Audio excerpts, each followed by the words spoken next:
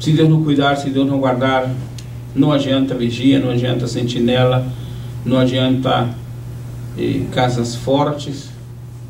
Você vê que o ladrão, quando quer roubar, ele entra em lugares que estão extremamente seguros, extremamente guardados, extremamente protegidos, e rouba. Se Deus não guardar, se Deus não proteger, se Deus não cuidar, nós não temos segurança em nenhuma outra coisa, em nenhum outro lugar a não ser no Senhor. Amém por isso? O que passa então com aquele crente que... E aí então estaríamos pensando, a pessoa de repente diz, eu comprei uma casa que é muito forte, muito segura, não vai entrar ladrão, não vai ter problema, não vai ter dificuldade, vai estar tudo certo. E aí a pessoa diz, porque eu sou servo de Deus, porque eu tenho que entender isso e estar sempre seguro.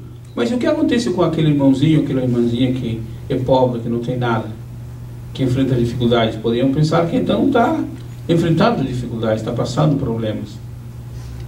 A segurança, a solidez, a tranquilidade não se alcança só com coisas materiais.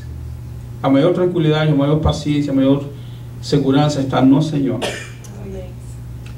Davi ordenou fazer o censo de Israel para saber quantos cavalos tinha, ou seja, quantos carros, quantos cavalos, quantos cavaleiros, quantos soldados possuía para poder enfrentar o inimigo.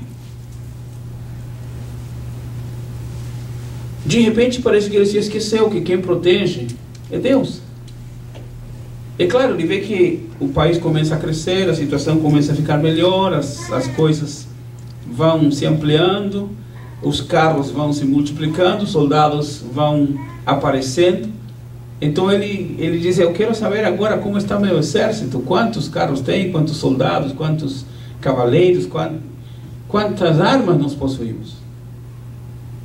Mas a vitória não é por causa das armas, é pela direção do Senhor. Satanás nos incentiva a prestar atenção a coisas humanas. Toda vez que a pessoa está pensando na fama, no dinheiro, no status, na reputação, ou até na vergonha que a pessoa vai enfrentar, o crente quer se afastar, se poupar de ser envergonhado, se poupar de sofrer a dor, se poupar do sacrifício pelo qual deve passar, ou por aquilo que Deus permitiu que ele passe. E de repente o crente vai dizer, pastor, isso não vem de Deus. Deus não quer que eu sofra. Deus não quer que eu enfrente dificuldades. Deus não quer que eu passe problemas. Mas Deus permite. Isso não corresponde ao ensino da Bíblia.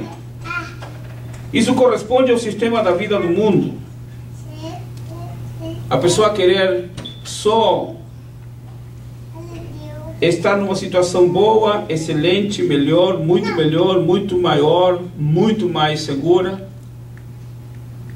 Não está em tudo isso o projeto espiritual, o projeto de Deus.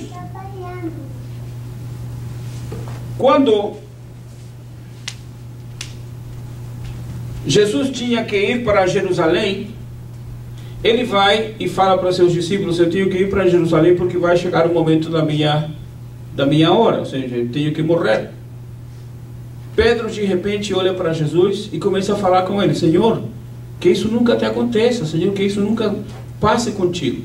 Não, Senhor, vamos tentar fazer o possível para que isso não te aconteça. Na mesma hora Jesus olhou para Pedro e disse, afasta-te de mim, Satanás.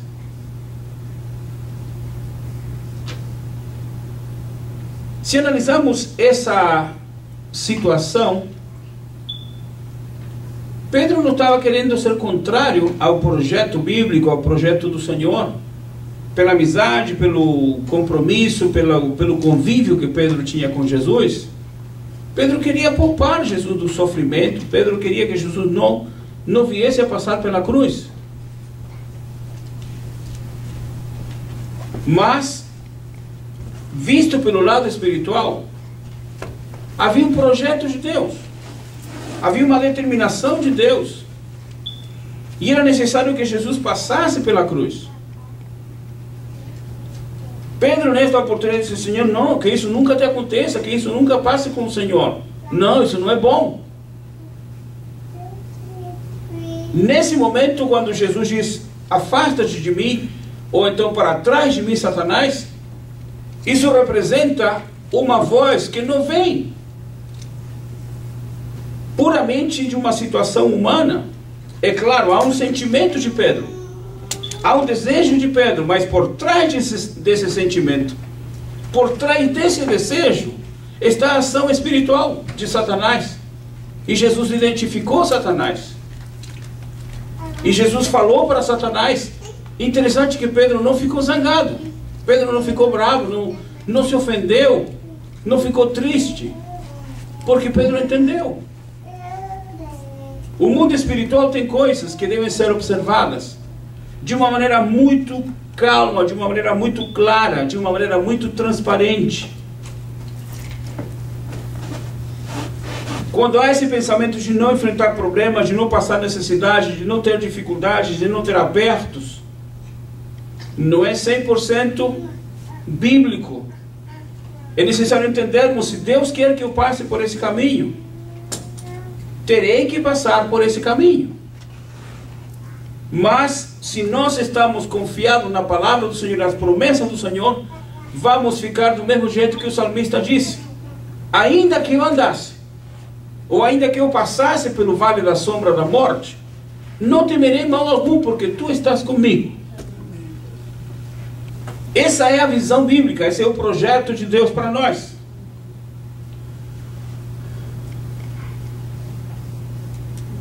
Satanás induziu a mentir a Ananias e Safira. Esta história está em Atos capítulo 5, capítulo 5. Ananias e Safira, eles conversaram, esse casal conversou dizendo: olha, nós temos uma casa, vamos vender a casa. Talvez eles pensaram que não iam conseguir muito dinheiro, mas quando foram vender, de repente a oferta foi boa, venderam a casa por um bom dinheiro e começaram a pensar: é muito dinheiro, muita coisa. Que tal se damos uma quantidade só e guardamos a outra quantidade?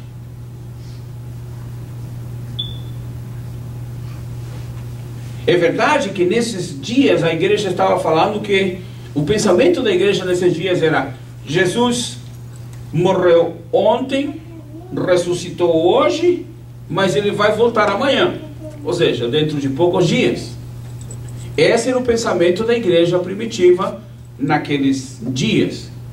E era o próprio pensamento de Paulo também. Quando Paulo diz: e quando o Senhor vier e tocar a trombeta, os mortos ressuscitarão primeiro, disse Paulo. E aí ele diz: e logo nós, os que estamos vivos, seremos transformados. Paulo entendia que a volta do Senhor Jesus Cristo seria quando ele ainda estivesse vivo. Esse era o pensamento da igreja primitiva. Aí de repente o casal conversa e diz: olha, e se Jesus não vier tão cedo? E se aquilo que está sendo falado demorar mais um pouquinho? Não vamos ficar sem a casa e sem dinheiro. Então por que não damos um pouco de dinheiro, guardamos o restante, só que vamos dizer que nós estamos entregando todo o dinheiro da venda da casa? Aí está o erro. O erro não estava em oferecer, em ofertar. O erro não estava em retirar o dinheiro, parte do dinheiro. Não, não estava o erro ali. O erro aparece quando eles chegaram ao homem de Deus e disseram: este é todo o dinheiro que nós conseguimos pela casa.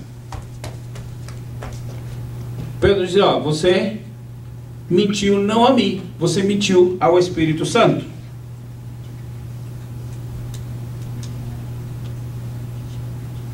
E aí entra uma coisa que é tremendamente forte na vida de muitos cristãos. A voz de Satanás sempre vai tentar se dirigir ao crente para que ele possa observar o que é melhor para os seus desejos, para os seus sentimentos, para seu status, para a sua própria carne, para a sua própria vida, para exaltar o ego, o autoritarismo, a prepotência às vezes. Devemos procurar o que está dizendo a voz da minha carne, porque a voz da nossa carne fala, através do sentimento, do desejo, da necessidade, do projeto.